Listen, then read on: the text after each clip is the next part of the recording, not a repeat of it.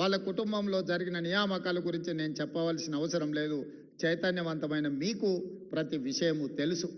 కరీంనగర్ నిజామాబాద్లో ఓడిపోతే తక్షణమే కుటుంబ సభ్యులకు నియామక పత్రాలు అందించారు, కానీ తెలంగాణ రాష్ట్రంలో ఖాళీలో ఉన్న ప్రభుత్వ ఉద్యోగాలు భర్తీ చేయలే.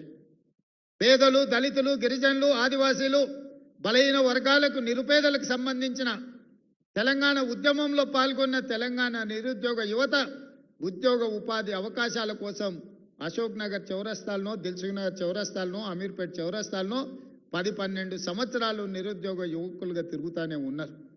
నోటిఫికేషన్లు ఇవ్వరు, ఇచ్చిన నోటిఫికేషన్లకు పరీక్షలు పెట్టరు. ఒకవేళ పరీక్షలు పెడితే ఆ పరీక్షల యొక్క ప్రశ్న పత్రాలు జిరాక్స్ సెంటర్లలో పల్లి బఠానీలుగా అమ్మే పరిస్థితి. ఒక మంచి పరిపాలనకు, ప్రభుత్వ వ్యవస్థకు మంచి పేరు తేవాల్సిన తెలంగాణ పబ్లిక్ సర్వీస్ కమిషన్ ఒక రిహాబిలిటేషన్ సెంటర్గా అక్కడ దందాలకు అడ్డాగా మారింది. అందుకే ఈ ప్రభుత్వం వచ్చిన తర్వాత తెలంగాణ పబ్లిక్ సర్వీస్ కమిషన్ని ప్రక్షాళన చేసినాం. నూతన చైర్మన్లను, సభ్యులను నియమించడం.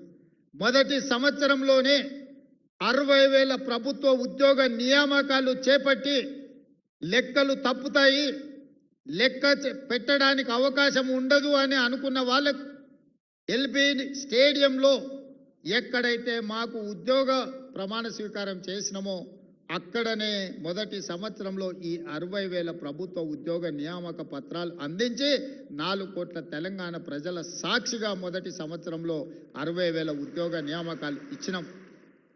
ఇవే కాదు, గ్రూప్ 1లో 5 లక్షల మంది పరీక్షలు రాశారు. గ్రూప్ 2లో 5 లక్షల మంది అప్లై చేస్తే 2.5 లక్షల మంది పరీక్షలు రాశారు. ఎన్నో కేసులు వేసి, ఎన్ని చిక్కుముళ్ళు వేసి నిరుద్యోగ యువకుల జీవితాలతో చెలగాట మాడుతుంటే అన్ని కేసులను సమయస్ఫూర్తితో న్యాయస్థానాలలో సుప్రీంకోర్టు వరకు కొట్లాడి ఈ మధ్యనే దసరా పండుగ కంటే ముందు 562 మంది గ్రూప్ 1 ఉద్యోగాలు ఉమ్మడి రాష్ట్రంలో కూడా అన్ని నియామకాలు జరగలేదు. 2011లో గ్రూప్ 1 పోటీ పరీక్షలు జరిగితే మళ్ళీ 2025లో 15 సంవత్సరాలు గ్రూప్ 1 నియామకాలు జరగకపోతే ఈ ప్రభుత్వం పరీక్షలు పెట్టడమే కాదు, ఫలితాలు ప్రకటించడమే కాదు, నియామక పత్రాలు ఇదే శిల్పారామంలో 562 మందికి స్వయంగా మేమే నియామక పత్రాలు అందించినాం.